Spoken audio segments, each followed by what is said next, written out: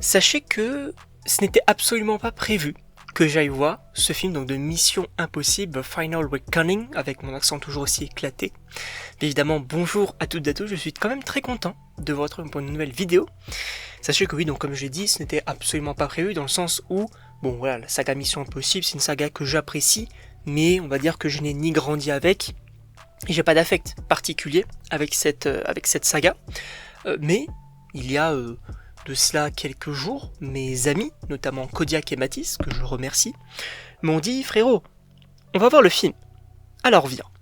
Et j'ai beaucoup apprécié donc ce dernier film Mission Impossible. Alors on va revenir déjà sans spoiler, qu'est-ce que j'en ai pensé ? J'ai bien aimé, même si pour moi il y a des défauts. Et globalement je dirais que c'est dommage.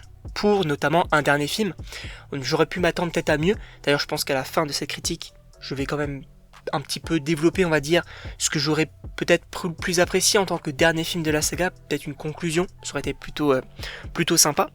Là, j'ai bien aimé quand même parce que on a déjà des personnages qui continuent, on va dire, d'être développés, etc. On a quand même des scènes qui sont très marquantes, les cascades sont pour moi très réussies, même si maintenant on a quand même un peu l'habitude pour Mission Impossible d'avoir des cascades de plus en plus folles. Donc là c'est vrai que c'était un petit peu compliqué de faire encore plus grand, on va dire. Mais je trouve que dans l'ensemble, franchement, ça fonctionne vraiment bien.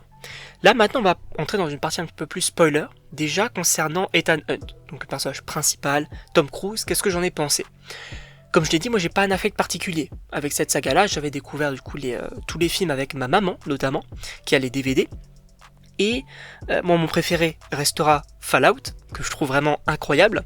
Et c'est vrai que Dead Reckoning partie 1, il était vraiment très bon, en tout cas j'avais vraiment passé un très bon moment en fait, avec vraiment tous ces personnages qui sont confrontés à une intelligence artificielle. Je trouvais le concept très intéressant. Et là où dans la première partie on va dire, on en jouait quand même pas mal, là c'est vrai, on va dire on découvrait cette nouvelle entité, ce nouvel ennemi. Là dans le dernier, on est plus en mode, l'entité est là, voilà ce qu'elle va faire, il va falloir l'arrêter. Et on en joue moins de ce côté-là. C'est vrai qu'elle est un peu mise à l'écart, on va dire, cette entité. Donc c'est un peu dommage sur cet aspect-là.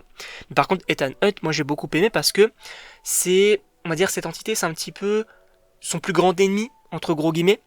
En tout cas, alors il n'a pas forcément créé cette entité-là, mais en tout cas il a participé à la situation actuelle, qui est extrêmement marquante, c'est vraiment la fin du monde. Voilà. C'était pas seulement, on va dire, dans les précédentes Missions Impossibles, on va essayer de récupérer telle ou telle donnée, on va essayer de récupérer telle ou telle arme, telle ou telle information. Non. Là, c'est la fin du monde. On a tous les missiles du monde qui sont prêts à être déclenchés et à détruire maximum de personnes, ce qui est très problématique. Donc on va dire Ethan Hunt, j'ai bien aimé. Au niveau des cascades, je trouve ça assez marquant, notamment la scène du sous-marin qui est assez prenante, également la scène des avions, j'ai beaucoup aimé. Et pour le coup, concernant les autres personnages, donc les personnages un petit peu plus secondaires, je les ai bien aimés. On a notamment, attention spoiler du coup, mais la mort de Luther, qui était un peu prévisible, voilà, on va pas se mentir, notamment dans les trailers quand il dit je n'ai pas de regrets, etc. On a son mini discours, bon, on peut se douter qu'à un moment donné, notamment au début du film, on voit qu'il est malade, voilà, on pouvait s'attendre à cette mort-là. Après, j'ai bien aimé les autres personnages, notamment Grace avec Ellie Atwell, j'ai bien aimé son personnage aussi, notamment, alors je me souviens plus de son nom, Benji. Donc moi franchement j'aime beaucoup ce personnage-là, je le trouve assez drôle. Mais c'est vrai que quand même lui il a une certaine importance aussi dans les films, notamment lui qui va essayer d'aider, de guider, etc., de dire quoi faire. Et je trouve que c'est assez intéressant. Après concernant les autres personnages, voilà, c'est pas non plus très très marquant non plus, mais j'ai bien aimé, on va dire, je passe un bon moment. Après, il faut revenir aussi sur les défauts, parce que oui il y en a, et notamment les flashbacks. Les flashbacks, il y en a beaucoup trop, je pense, pour moi, concernant le film. Et là, en vrai, on va dire que j'ai donné mon avis concernant le film, mais là, on va revenir précisément sur les flashbacks et ce que j'aurais aimé voir concernant ça. Parce que, en fait, le truc, c'est que, et moi le premier, alors moi, je n'ai pas forcément, comme j'ai dit, un affect pour les Missions Impossibles, mais je pense que le grand public ne se souvient pas forcément, on va dire, de l'histoire de telle ou telle Mission Impossible, mais plutôt des cascades qui sont associées, des cascades et des scènes d'action qui sont associées à tel ou tel film. Pour ça notamment que les flashbacks sont en lien avec les cascades, avec les scènes mythiques des films, et pas forcément avec l'histoire, c'est pour ça qu'on va essayer un peu de te rappeler tout ça, notamment la patte de lapin, à un moment donné. Mais c'est vrai que il y en a trop.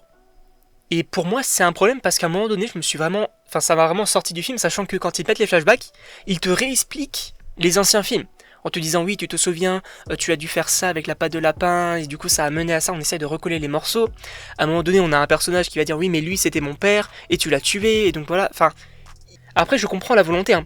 Je comprends la volonté de, voilà, c'est le dernier film, faut raccrocher les morceaux avec toute la saga et tout, mais le fait est que ça devient trop complexe.